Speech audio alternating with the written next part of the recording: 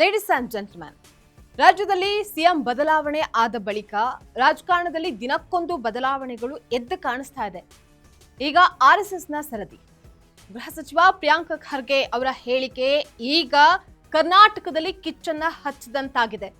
ಹಾಗಾದ್ರೆ ಇದರ ಹಿಂದಿನ ರಾಜಕೀಯದ ಉದ್ದೇಶವಾದ್ರೂ ಏನು? ಕೆಪಿಸಿಸಿ ಅಧ್ಯಕ್ಷ ಬಿಕೆ ಹರಿಪ್ರಸಾದ್ ಬೆಂಬಲ ಕೊಟ್ಟಿದ್ದಾದ್ರೂ ಯಾಕೆ? ಅಷ್ಟಕ್ಕೂ ಪ್ರಿಯಾಂಕ್ ಖರ್ಗೆ ಹೇಳಿಕೆಗೆ ಬಿಜೆಪಿ ನಾಯಕರು ಸಿಡಿದೆದ್ದಿದ್ದಾದ್ರೂ ಯಾಕೆ? ಈ ಕುರಿತಾದ ಕಂಪ್ಲೀಟ್ ಡೀಟೇಲ್ಸ್ ಅನ್ನ ನೋಡ್ತಾ ಹೋಗೋಣ. ವೀಕ್ಷಕರೇ, ನೆಲ ಜಲ ಭಾಷೆಗಾಗಿ ಪ್ರಾಮಾಣಿಕ ಪತ್ರಿಕೋದ್ಯಮ.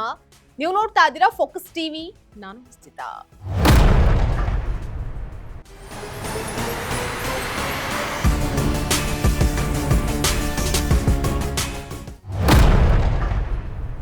ರಾಜ್ಯದಲ್ಲಿ ಮುಖ್ಯಮಂತ್ರಿ ಬದಲಾವಣೆಯಾಗಿ ಗೃಹ ಸಚಿವರಾಗಿ ಪ್ರಿಯಾಂಕ್ ಖರ್ಗೆ ಅವರು ಅಧಿಕಾರವನ್ನ ವಹಿಸಿಕೊಂಡಿರುವಂತಹ ಬೆನ್ನಲ್ಲೇ ಆರ್ಎಸ್ಎಸ್ ವಿಷಯವಾಗಿ ದೊಡ್ಡ ಬಿರುಗಾಳಿ ಎದ್ದಿದೆ.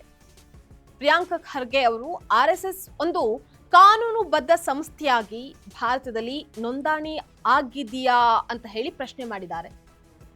ಆರ್ಎಸ್ಎಸ್ ತನ್ನ ನೋಂದಣಿ ಪತ್ರಗಳನ್ನ ಸಿದ್ಧವಾಗಿಟ್ಕೊಳ್ಬೇಕು. ದೇಶದ ಇತರ ಸಂಸ್ಥೆಗಳಂತೆ ಇದು ಕೂಡ ಉತ್ತರದಾಯಿಯಾಗಿರ್ಬೇಕು ಅಂತ ಹೇಳಿರೋದು ವಿವಾದಕ್ಕೆ ನಾಂದಿ ಹಾಡಿದೆ. ಆರ್ಎಸ್ಎಸ್ ದೇಶಭಕ್ತ ಸಂಘಟನೆಯಾಗಿದ್ರೆ ನೋಂದಣಿ ದಾಖಲಾತಿಗಳನ್ನ ತೋರಿಸ್ಲಿ ಅಂತ ಕೇಳೋದ್ರ ಮೂಲಕ ಬಿಜೆಪಿಯನ್ನ ಇಕ್ಕಟ್ಟಿಗೆ ಸಿಲುಕಿಸೋದು ಕಾಂಗ್ರೆಸ್ನ ತಂತ್ರವಾಗಿದೆ. ಇನ್ನು ಬಿಕೆ ಹರಿಪ್ರಸಾದ್ ಅವರು ಮೊದಲಿನಿಂದಲೂ ಕೂಡ ಆರ್ಎಸ್ಎಸ್ ಹಾಗೆ ಸಂಘ ಪರಿವಾರದ ತೀವ್ರ ವಿರೋಧಿ. ಪಕ್ಷದ ಅಧ್ಯಕ್ಷರಾಗಿ ತಮ್ಮ ಸೈದ್ಧಾಂತಿಕ ನಿಲುವು ಏನು ಅನ್ನುವಂತಹದನ್ನ ಅವರು ಮೊದಲ ದಿನವೇ ಸ್ಪಷ್ಟಪಡಿಸಿದ್ದಾರೆ. ಗೃಹ ಸಚಿವರು ದೇಶದ ಸಂವಿಧಾನದ ಅಡಿಯಲ್ಲಿ ಹಾಗೆ ಕಾನೂನಿನ ಮಿತಿಯಲ್ಲೇ ಮಾತನಾಡ್ತಾ ಇದ್ದಾರೆ.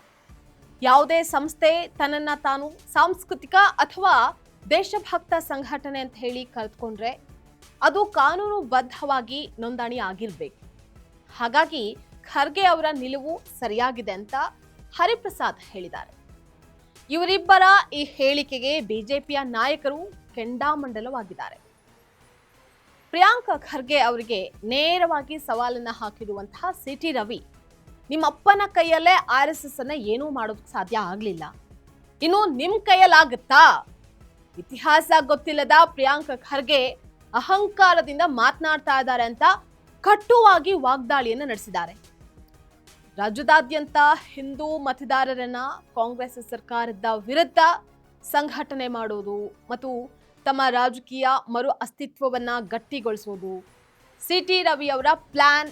ಪ್ರಿಯಾಂಕ್ ಖರ್ಗೆ ಸಿಟಿ ರವಿ ಅವರನ್ನ ಸುಳ್ಳಿನ ಸರ್ದಾರ, ಮಾನಸಿಕ ಸ್ಥಿಮಿತವನ್ನ ಕಳೆದುಕೊಂಡಿರುವಂತಹವ್ರು ಅಂತ ಲೇವಡಿ ಮಾಡಿದ್ರೆ, ಸಿಟಿ ರವಿ ಖರ್ಗೆ ಕುಟುಂಬವನ್ನ ಟ್ವಿಟರ್ ಗಿರಾಕಿಗಳು, ಅಹಂಕಾರಿ ಲ್ಯಾಂಡ್ ಲಾರ್ಡ್ಸ್ ಅಂತ ಲೇವಡಿ ಮಾಡ್ತಾನೆ ಇರ್ತಾರೆ. ಇತ್ತೀಚೆಗೆ ಚಿತ್ತಾಪುರದಲ್ಲಿ ಆರ್ಎಸ್ಎಸ್ ಪಥ ಸಂಚಲನಕ್ಕೆ ಪ್ರಿಯಾಂಕ್ ಖರ್ಗೆ ತಡೆ ಒಡ್ಡೋದಕ್ಕೆ ಯತ್ನ ಮಾಡಿದಾಗ ಬಿಜೆಪಿ ಹೈಕೋರ್ಟ್ ಮೆಟ್ಟಿಲೇರಿ ಅನುಮತಿಯನ್ನ ಪಡೆದುಕೊಂಡಿತ್ತು. ಈ ಘಟನೆಯು ಇಬ್ಬರ ನಡುವಿನ ದ್ವೇಷಕ್ಕೆ ಮತ್ತಷ್ಟು ತುಪ್ಪವನ್ನ ಸವರಿದಂತಾಗಿದೆ.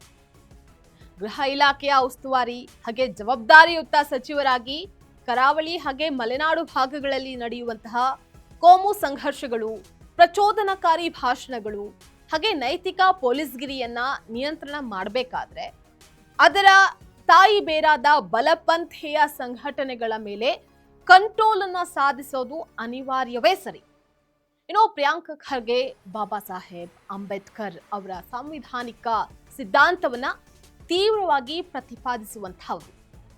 ಲೋಕಸಭಾ ಚುನಾವಣೆಗಳ ನಂತರ ಮತ್ತು ರಾಜ್ಯದ ಪ್ರಸ್ತುತ ರಾಜಕೀಯ ಪರಿಸ್ಥಿತಿಯಲ್ಲಿ ಕಾಂಗ್ರೆಸ್ನ ಸಾಂಪ್ರದಾಯಿಕ ಅಹಿಂದ ಮತದಾರರಾದ ತಾವು ಬದ್ಧರಾಗಿದ್ದೀವಿ ಅಂತ ತೋರಿಸೋದಕ್ಕೆ ಆರ್ಎಸ್ಎಸ್ ಮೇಲಿನ ದಾಳಿ ಕಾಂಗ್ರೆಸ್ಗೆ ರಾಜಕೀಯವಾಗಿ ಸಹಾಯಕಾರಿಯಾಗಿದೆ.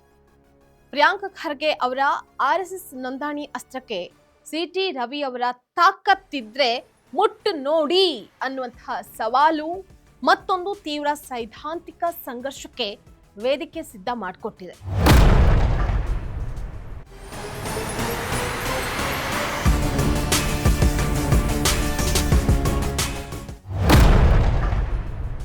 ಎಲ್ರಿಗೂ ಕಾನೂನು ಒಂದೇ ಆದಾಗ ಸಾಮಾನ್ಯ ನಾಗರಿಕರು ತೆರಿಗೆ ಕಟ್ಟಿ ಒಳ್ಳೆಯ ಪ್ರಜೆಗಳಾಗಬೇಕು ಅಂತ ಬಯಸುವಂತಹ RSS ತಾನು ಮಾತ್ರ ನೋಂದಣಿಯಿಂದ ಹೊರಗುಳಿಯೋದು ಎಷ್ಟು ಸರಿ? ಶತಮಾನದ ಇತಿಹಾಸ ಇರುವಂತಹ RSS ತನ್ನ ರಹಸ್ಯ ಕಾರ್ಯವಿಧಾನ ಹಾಗೆ ಹಣಕಾಸಿನ ಮೂಲಗಳನ್ನ ಬಹಿರಂಗಪಡಿಸೋದಕ್ಕೆ ಒಪ್ಪುತ್ತಾ?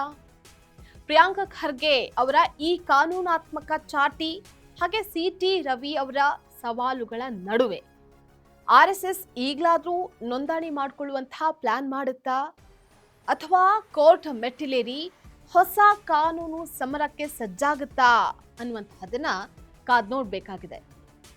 ಇದಿಷ್ಟು ಈ ಕ್ಷಣದ ಪೊಲಿಟಿಕಲ್ ಅಪ್ಡೇಟ್. ನೆಲ ಜಲ ಭಾಷೆಗಾಗಿ ನೋಡ್ತಾ ಇರಿ ಫೋಕಸ್ ಟಿವಿ.